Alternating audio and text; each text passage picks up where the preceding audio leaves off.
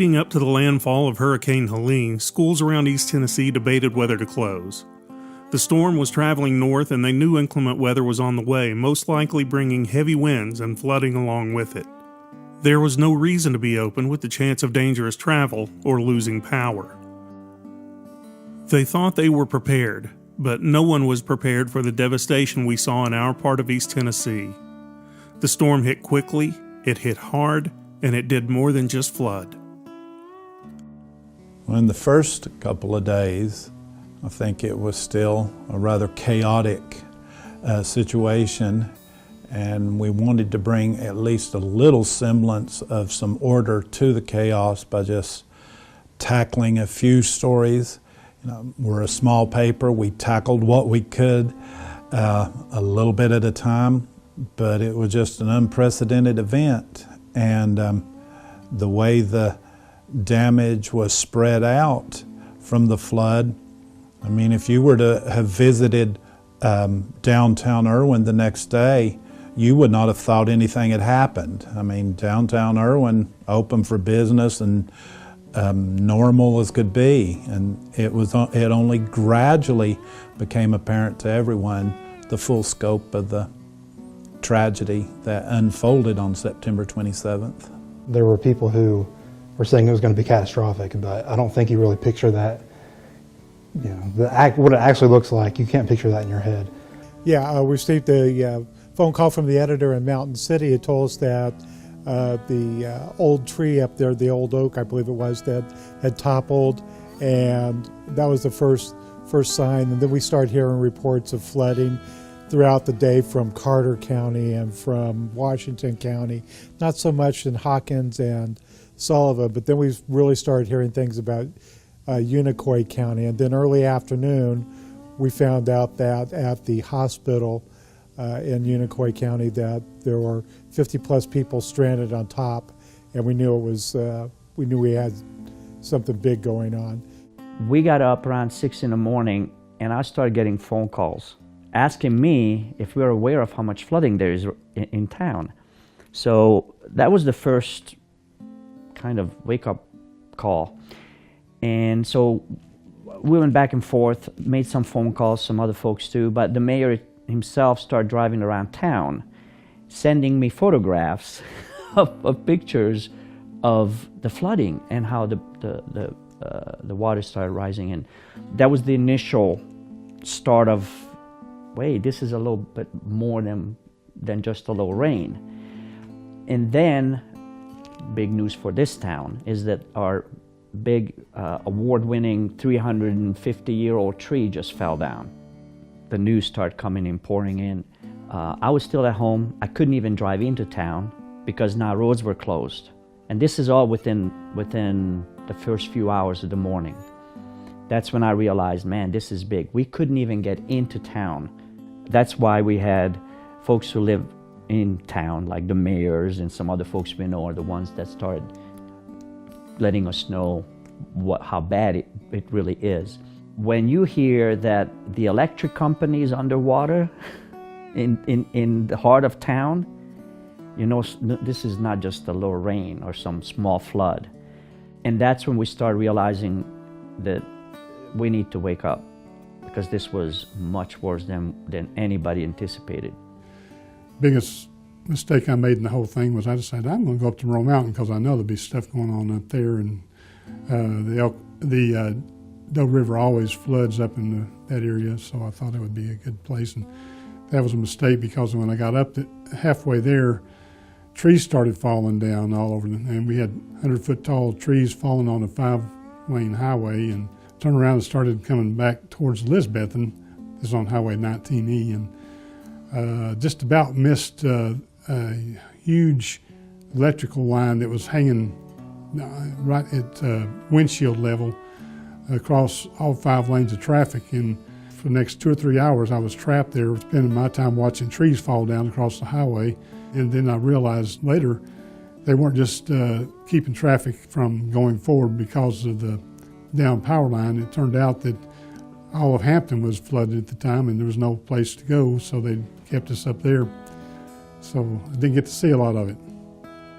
We had every person across all 5 newsrooms working on this story by that point. Making phone calls, going out into the field. Reporters need to have legs. They were heading out, getting to the scene, coming back in. Every editor was working on it, gathering information, posting stories to the websites. Information was coming in faster than we could really process it. It was a long day. It was a long several days. But we knew as soon as we heard about what was going on at the hospital in Irwin that we needed to scramble and try to get images, try to get photos, pulling out all the stops. We finally got some photos from the Virginia State Police who helped with the rescue, plucking people from the rooftop at the hospital. I was instructed to go to Irwin because the hospital was evacuating, Unicoi County Hospital.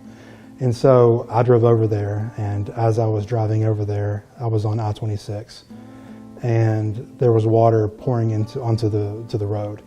And that was kind of the first sign that I saw that, wow, this may be actually pretty bad. The wind was tremendous, and before I left, I was looking out the window across the street, and there was, I guess, metal on top of a building up top across the street. It was coming off of the building, and I could see it go flying by.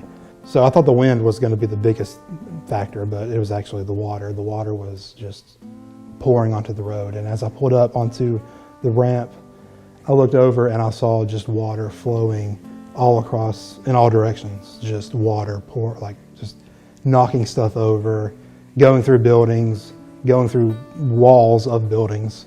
There were people across the way at the hospital, and they were about to be evacuated. They were just getting onto the roof, and they had kayakers, swift water rescue teams who were going towards the building, and I wasn't exactly sure what I was looking at because this was the second or third month I'd been there, and so I wasn't really familiar with Unicoi County in the area. And so when I saw the hospital, I didn't know I was looking at the hospital at the time. I was able to report on Joseph Sneed, who works at the Unicoi County Hospital. I got to report on his point of view.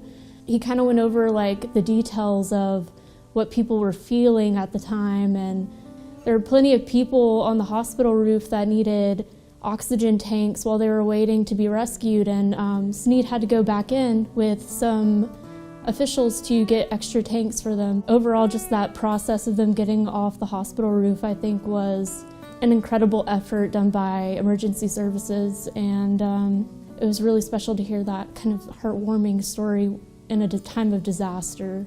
Up in the hollers, here in Mountain City in Johnson County, literally mountain roads were just gone. Pavements, asphalt gone.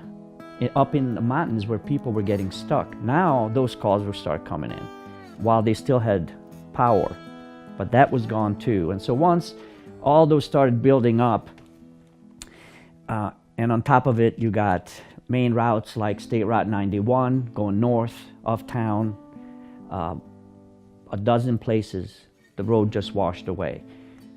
Major route to Boone, from Mountain City to Boone south of town, thousands of people take that road to work. A dozen spots were washed away, and these are, we're talking major flooding. When the day was over, we knew this is going to be bad.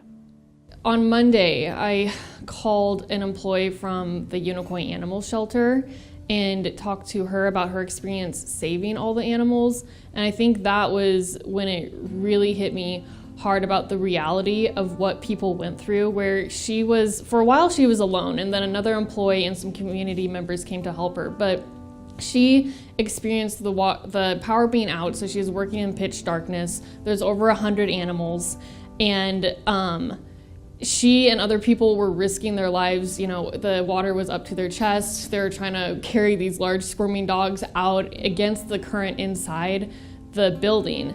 And I think that's when I just realized the whole reality of the situation, where, you hear about the flooding, but you don't always hear about people's firsthand experience of when the moment that they thought they were going to die, but they were still going to keep going to help other people or to help the animals. And thankfully, this story turned out with a happy ending, where they saved all the animals found foster homes. So that was very fortunate. But I think hearing someone recount the experience of knowing that they weren't going to leave, they were going to save all the animals no matter who showed up, and just hearing the minute that she thought she was going to die doing it just made it so real and was really impactful. There have been so many stories. One in particular is Grace Teeter's story that she did about the aftermath. She went out to cover South Washington County. We had gotten a tip that there was some people helping out, and she kind of tagged along with them. And whenever she got over there, she was able to just get into the community and listen to the community members. And, you know, I gave her a couple of days to work on the story. And she wrote the story, and it was heartbreaking. And I can tell you right now, it's the first time in my life that I've ever read a story and just tears came to my eyes. And I was just sitting there and I was reading it, and, you know, I'm sitting there trying to edit it, and I'm like editing with just bawling at the same time.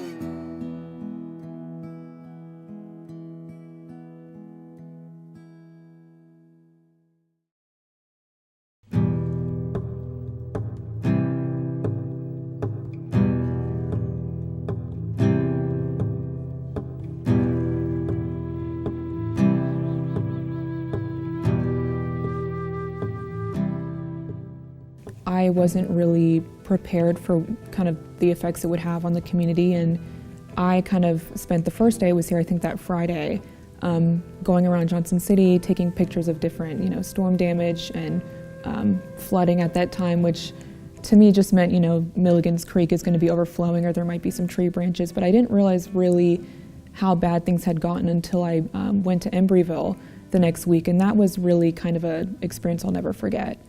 It's right near the Nolichucky River, so as we all know at this point that really rose and kind of overflowed in record time. And I worked with a church down there, and I met a lot of the community members, and they were all kind of in recovery zones. So from where I was working in Johnson City, you know, I thought this was just a lot of rain, a lot of wind. But when I got to Embreeville, it was, oh my gosh, this is devastating for people. And it's, you know, I think now we know it's the deadliest hurricane since Hurricane Katrina. So this was something that no one was really prepared for and no one expected. In Embreeville, I, you know, sorted through clothes with a 10-year-old girl who was able to kind of pinpoint amongst, you know, the piles, well, I donated this and I donated that, and she was so eager to help. And then another resident took me in a little Polaris to different areas that you couldn't reach with a vehicle, and people were welcoming me into their homes or what was left of their homes, and they were, you know, cracking jokes, clearly devastated, but just doing what they could to get by and make light of the situation, if you will. Samantha Honeycutt, she grew up in the Embreeville area near Bumpus Cove, and she was in the church, and she was just, you know, in control. It was her command center. She was telling everyone what to do. She was, you know, showing volunteers how to distribute. I'll never forget, she like held out their palm and she put a bag of, you know, donated goods in her palm, and she said, don't ask them if they need it, just give it to them, because she had known by that point that a lot of people were either too prideful or they felt like someone else needed the help more. So she said, don't ask, just give. And that image will always stay in my mind, that she was able to kind of realize that and make that kind of correction moving forward. Ken Davis, he came to visit his brother whose house was inhabitable after the flooding, and he came all the way from Washington, D.C., and, you know, they were just cracking jokes with each other as brothers do, back and forth, and it struck me that they were able to find positive moments amid everything that was going on. There was a beautiful bird that perched itself, you know, in the debris in the river, and he interrupted his interview and said, oh, look at this, like, you should take a picture of that, it's really pretty. Like, you know, 2 seconds away, his house is, you know, filled with mud and everything is destroyed, but he was able to find that moment of pause and appreciate beauty among destruction. Several weeks after the flooding took place, we touched base with the families of one of the flood victims, and her name was Bertha Mendoza, and her family is very plugged into Irwin. One of her sons is newly elected to the Board of Education for Unicoi County, and another son played football for East Tennessee State University in Johnson City for a while. There was another story I did on Gabriel Mendoza. His mother passed away. She worked in the industrial park, and I was able to kind of commemorate her memory for them in a tasteful way and kind of get to know her better and her role in the community and get to know how much her family and her friends cherished her. It accomplished what we wanted to accomplish. We wanted to tell her story and not just have her be one of the flood statistics. So I would say that was definitely one of the stories that we're most proud of.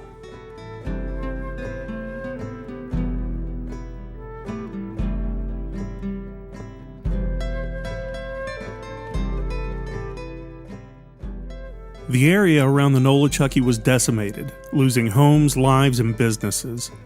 The hospital rescue was a signature moment, as was the loss of the highway and the bridges connecting communities along the river. USA Raft and Blue Ridge Paddling, two popular destinations for locals and tourists, were gone in an afternoon. An entire industrial park washed away. And then there was the tragedy of Impact Plastics. 6 of their employees died in the flood. The incident is still under investigation and scrutiny, and the backlash prompted the owner to record a video to, as he said, reduce stress on local law enforcement and combat death threats against him and his family.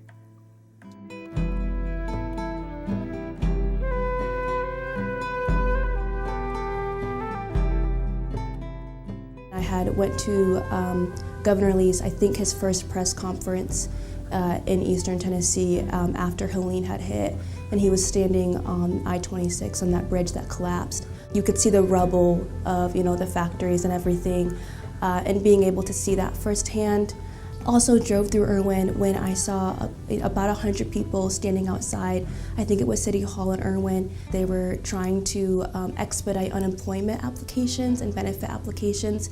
A lot of those people who didn't have a lot to start out with in the beginning were now frantically, what am I going to do? How am I going to sustain myself and my families? FEMA has helped with a lot of information, and we've been getting a lot of that kind of information going out to the readers, and already we've seen where FEMA has changed policies just because of this flood. I think they're more used to flatland floods in Florida and Louisiana. This is causing them to change their policies while they're in midstream, and so it's keeping us current with these changes that FEMA has never had to really deal with in this in-depth nature. Uncle Johnny's Nolichucky Hostel in Irwin. People who hike the Appalachian Trail, they often stay there whenever they pass by it. And that was one story that stuck with me because just the amount of damage and debris that was there after the flood, it was just mind-boggling. The pictures he showed me of how much debris there was just laying around, and even after I went there, maybe a month later or so, it was just the amount of work that he and volunteers had put in to get that back up and, well, not running, but to clear the debris. It had to be an insane task. There was just so much of it that he was talking about how it was up to his waist in all directions. And the fact that they were able to clear all that out and with volunteer help, it's inspiring actually, because just the amount of work that would have to be put into that is crazy.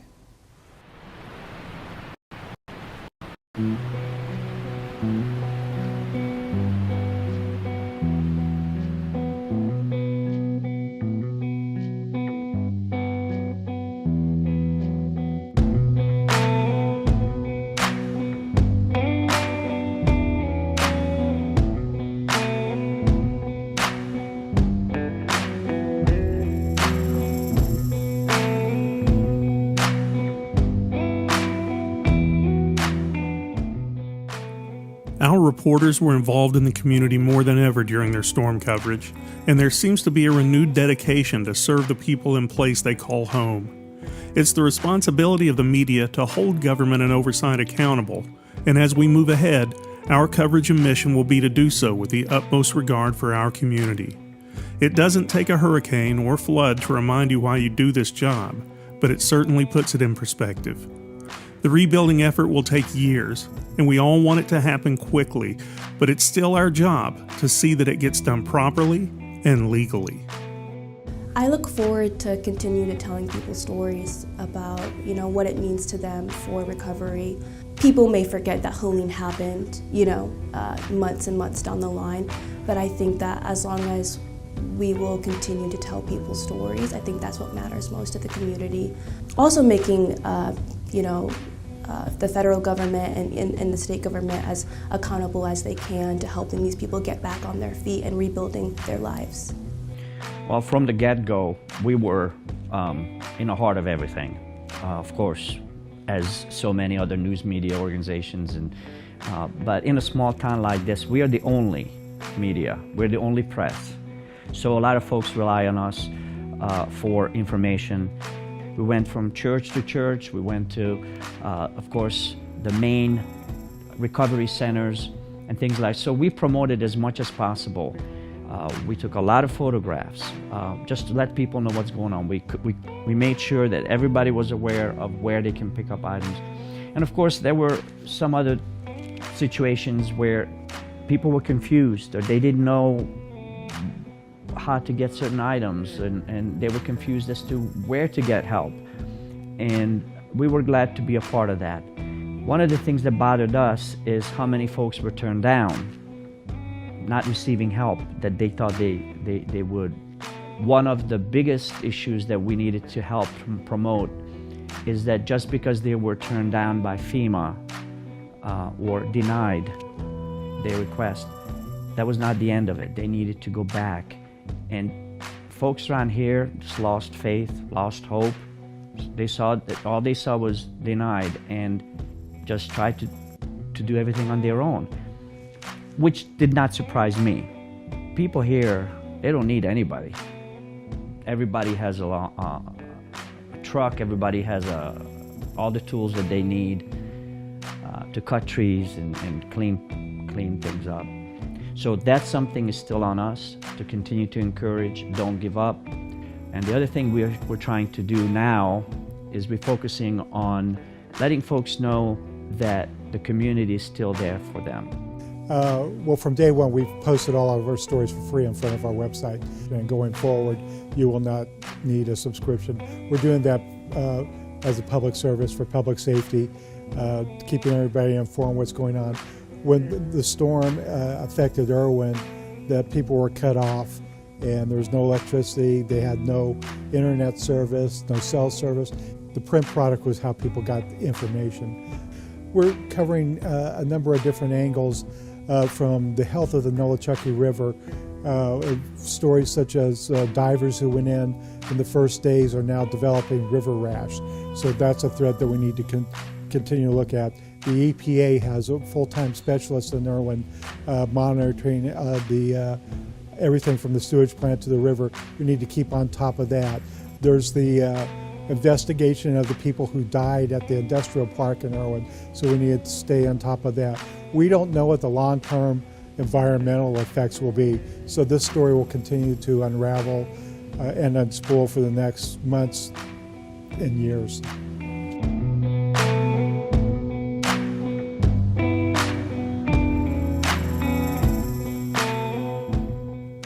Citizens throughout the region have stepped forward in an effort to protect the Nolichucky River as CSX Transportation seeks to rebuild damaged rail lines and bridges. The rail company has mined rocks from the river itself, and critics claim that action is causing immense damage to the riverbed and its vast and unique ecosystem. CSX operates the Blue Ridge subdivision, which is out there in Irwin. It's a line of railroad track that goes through Unicoi and then into North Carolina. It's mainly used for freight and things like that. that bridge was severely damaged from the flooding. And so CSX has been working, to get those repairs speedily done. And in the efforts of doing that, they've had to do some work in the river and digging up the riverbed, and that has caused a lot of concern for environmental groups and the impact on ecotourism in the area. And just, the general tourism for that area. So there's been a lawsuit filed by the Southern Environmental Law Group, and the lawsuit was filed in North Carolina, in Asheville. And so it's been ongoing litigation involving some federal groups, and just, what they've done and kind of under the radar, so it's ongoing. Well, moving forward, we're going to have to play the role of watchdog. There's going to be millions of dollars pumped into this community. And it's going to have to be our role to make sure that that money is used effectively and used for what it's supposed to be used for. As journalists, we're supposed to serve as watchdogs for the community, so it's even more so important to be doing that now, especially with these government entities involved and other corporations involved. So I think just continuing to push for that accountability and responsibility for these entities is very important during this time. Yeah, my role is to really be supportive of the editors and reporters and provide guidance where I can. I have a little more experience in some of these areas of open government and trying to point them in directions. We know that there are a number of investigations going on from the local level, state level, and federal level, and we need to make sure that we're kicking in the right doors to get access to that information that will be beneficial to everybody in this region. It's what we do is we see this as a noble calling, and just holding those in positions of power accountable. And this is what we do. We come to work this. We live and breathe this. Local journalism is the heartbeat of this company.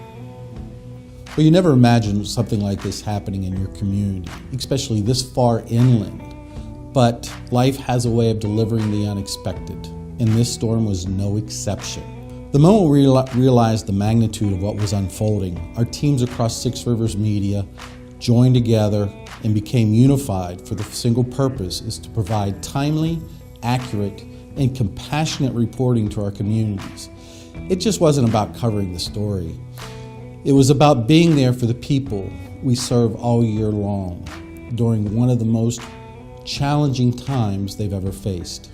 As the days passed, the scope of the devastation became clear. Entire neighborhoods were washed away, and tragic loss of life left us all shocked. Shock gave way to resolve as our reporters and editors worked tirelessly, often under difficult and emotional circumstances, to capture the full impact of this disaster on the lives of so many in our communities. I'm incredibly proud of the dedication and teamwork our staff displayed through this crisis. Initially, our focus was reporting what was happening in real time, tracking the storm's path, the damage it caused, and the immediate effects on our communities. However, as the situation evolved, so did our mission. We quickly shifted to covering stories to rescue and recovery efforts, highlighting the resilience and courage of those impacted. From there, our focus turned towards solutions, informing our readers about ways to help, whether by donating resources, volunteering, or supporting local relief efforts. It was heartening to see so many people step up to lend a hand, showing that even in the face of immense loss, the spirit of community remained strong. Through it all, this experience reminded us of the vital role journalism plays during times of crisis. Not just to inform, but to connect, support, and inspire.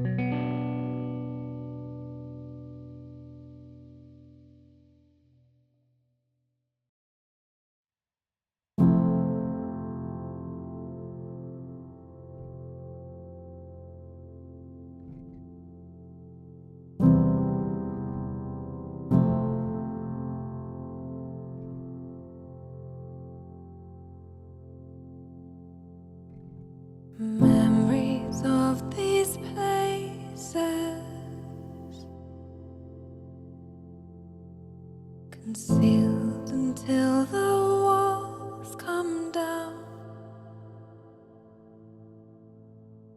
releasing every moment in between.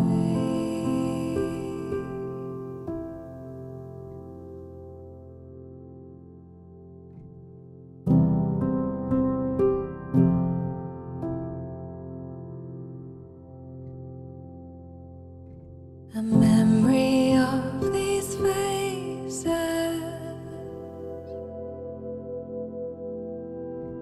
fading as the years go by, reflected